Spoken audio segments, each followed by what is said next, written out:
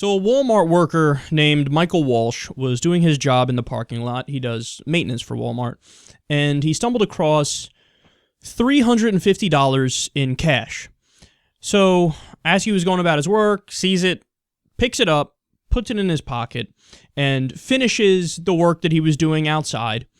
And then he went back in the store, and in the store, a woman was yelling at a manager about how she lost a lot of money. Now, he claims that he froze and he got scared because he has anxiety issues when he saw the back and forth. So he didn't immediately go and hand the money over. But a few minutes later, he did go up to the manager and give the manager the money, and he told him the story. Okay, I found it in the parking lot, so on and so forth. So all told, it was about 30 minutes between finding the $350 and then giving the money to the manager and turning it in. So what happened next? Well, Walsh said the following, quote, "The only thing I did wrong was hesitate. I didn't steal anything. They didn't give me any warning. They just fired me." He was with the company for 18 years. And they fired him. Now, I'm going to be a slight dick here, because do I 100% believe his version of events? Not necessarily. I'm somewhat agnostic about this. I'm not sure if he's telling the total truth, or, let's keep it real, it's certainly a possibility. How would anybody react if they find $350? If you look around, nobody's in the vicinity, you immediately probably think, oh, okay, I guess it's mine. What am I going to do? So he picks up the money, and he sees when he walks inside that there's an argument going on between the woman whose money it is and the manager. Is it possible, or perhaps even likely, that he thought, damn, now I got to think about this if I want to give the money back or not? Because he thought it was his, and then he's going, well, this is really hers, so let me think about this. And then waited a little bit, and then decided to do the right thing and turn it in.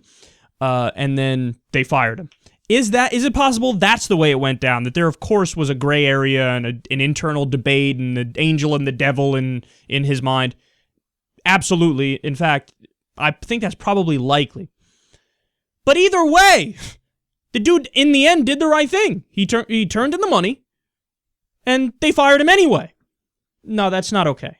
And then add on top of it, you always got to take into context and perspective and everything. You got to take the total picture. He's a fucking Walmart worker. If you work at Walmart and you find $350 and you don't think for a fucking second, perhaps I should keep this to, pay the bills, feed the kids, something's wrong with you. Okay? No, don't buy into the bullshit and the nonsense about, there's some group of ridiculously stupid people who try to pretend like, no, there's no connection whatsoever between poverty and crime or, keeping money in a situation like this. First of all, there is. Second of all, there should be. If you can't keep the lights on or feed the kids and you stumble across some money and some rich douche who's driving a Mercedes drives in there all spoiled with a little fucking dog. Little dog. I'm so rich and so... Of course I'd be like, you should think about it and possibly keep it. It's good that he did the right thing in the end, but this idea that the context and the perspective doesn't matter, of course it matters. And these people should be making enough to survive in the first place, and they're not. They're living on, this is wage slavery. They're living with less than they can survive on. So of course there's a moral question, and of course there's going to be a link between more people are going to do crime when they're desperate and when they need money and when they need material well-being. That should be obvious to people. People pretend like that's not the case. So when you look at it totally in context, the fact that they fired the guy, no, come on, man. Are you fucking stupid? How do you not realize how people are going to look at this and how the reaction's going to be? And there's been protests over this. Hire the guy back. Don't just hire him. Pay him better. I mean, he did the right thing in the end.